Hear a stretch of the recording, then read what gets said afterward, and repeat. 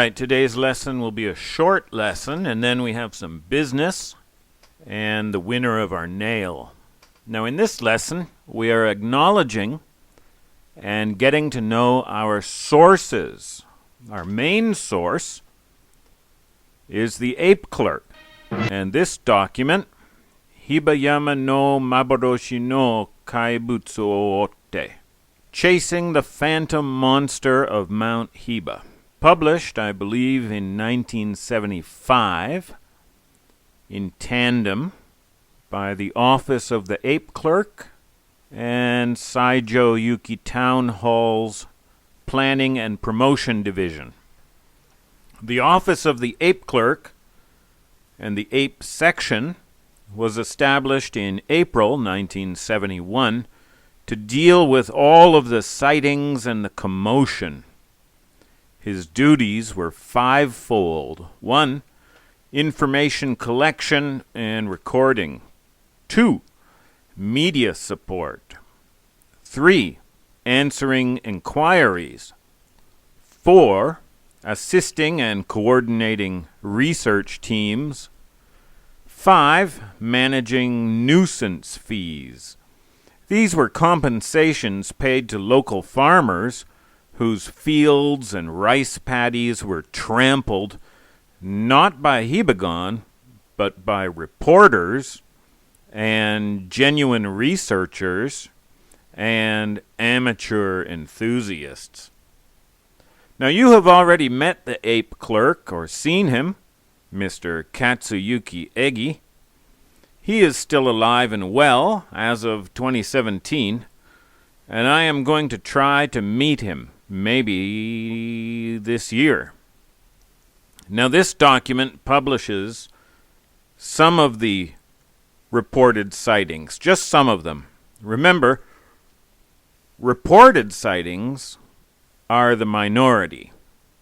Most sightings go unreported, but this is not even all of the reported sightings.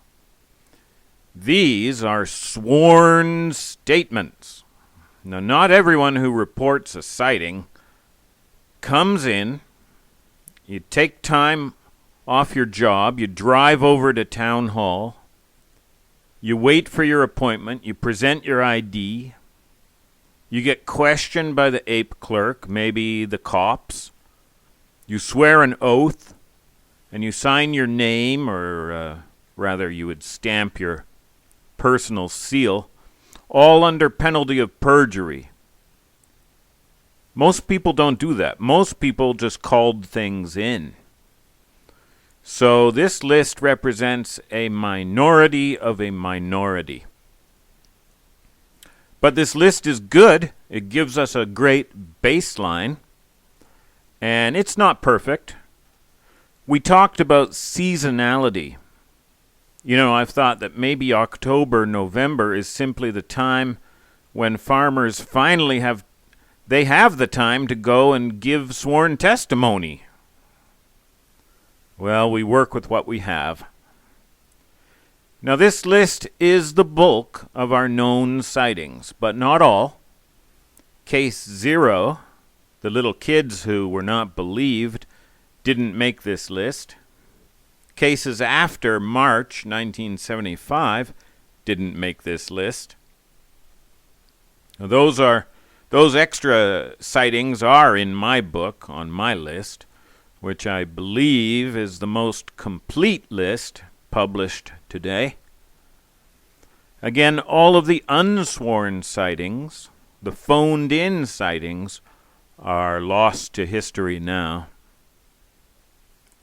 Reports of sightings without any identifiable features, those are also not on my list.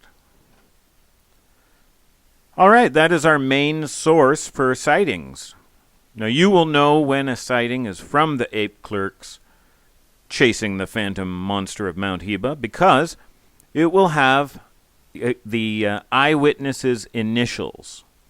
Names were withheld, but initials were shared with the public. Okay, that's all for that. Now, a little business for Team Hibagon, for the Royal Hibagon Society. And after we talk business, Camera Girl is going to roll the die of fortune to pick the winner of that 600-year-old nail from a samurai castle. Now, not today. Maybe tomorrow or tomorrow, I will announce a donation drive where you can, if you want, nobody's sticking a gun in your back, if you want, you can donate to our autumn expedition to Mount Hiba. Now, where exactly we go and how long we get to stay up there, how many days I can shut my business, and what experiments we can perform, all of that depends somewhat on you. I'm going anyway. My family is going, but our family resources are limited, and my brain capacity is limited. Now, I'm not talking about money today. Today I'm talking about community. I think we have a real nice community here, population 103. You know, someday we might pass Dunbar's number, and then things will maybe be a little different around here. But now it still feels cozy and nice. I was thinking before we go up north to Mount Hiba, would you be interested in attending an online seminar, free, no charge for any, a seminar or a think tank or I don't know what to call it. Who would be interested is what I'm asking, and how many would be interested? I think Google Meet can take up to 100 people at a time, but I'm not sure that's... I think maybe smaller groups would be better, and I'd be happy to host several smaller groups. Now, I know the creepy people spy on everything, but they don't manually review everything, and we're not big enough to attract the eye of Sauron yet. I don't think so. So if we were in a quasi-private setting, I could point to special areas on the map that hold my strong interest. And I don't think we have to set off any alarms. And I would trust everyone here to tell you things that I can't say on YouTube. You know, you put the U in YouTube. It's not SueTube. It's not supposed to be. It's still YouTube. We together tube. Some of you have already started looking into missing people in your areas and possible Bigfoot connections. And I'll just remind you, please look for a weather and wind connection where possible. You have to have a pretty good idea of where and when they went missing, but sometimes we do have that. These mysteries of Hibagon, Bigfoot, missing persons, the ancient past, and so on, I think they belong to everyone. Now, you might be disadvantaged in the Hibagon department by not being here in Hiroshima, and I have that advantage. And I have the advantage of being underemployed at the moment, so I can put some time and work into this. But I have the disadvantage of being all alone, except for my family. So, who would be interested in jumping online and talking about where to go and what to do? Now, mind you, these meetings will not be binding. Now, what exactly we end up doing it's also going to depend on things like the weather, my children's moods and limitations, certainly my wife's moods and limitations, safety, and so on. And maybe someday I can take a week or two up there, or a month, all by myself like a hermit, like a deranged hermit, but not now. And Let me be clear, this invitation is to everyone. Some people are strapped for cash. I'm strapped for cash. But everyone has something to contribute, and friendship and camaraderie and your wisdom and ideas and love, well, All right.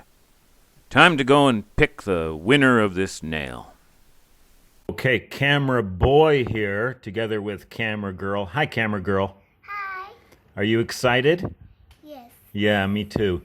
Okay, we've got our D&D dice and our dice pot of destiny. And camera girl is holding the die of fortune, the 20-sided die of fortune. Camera girl, are you ready? Yes. All right, please roll the die.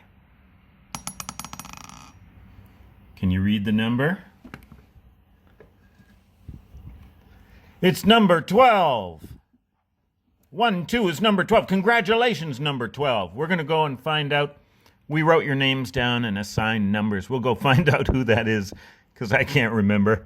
And then we'll come back and tell you who is the lucky winner. Okay, we have the result. And camera girl, are you able to tell us the name of the lucky winner? Yeah. Who is it? Skip Walker. Skip Walker. Skip Walker, come on down. Skip on down and tell us your mailing address, and we'll mail you that nail from a 600-year-old samurai castle, and we'll pack it well, won't we, camera girl? She's nodding. Congratulations, Skip.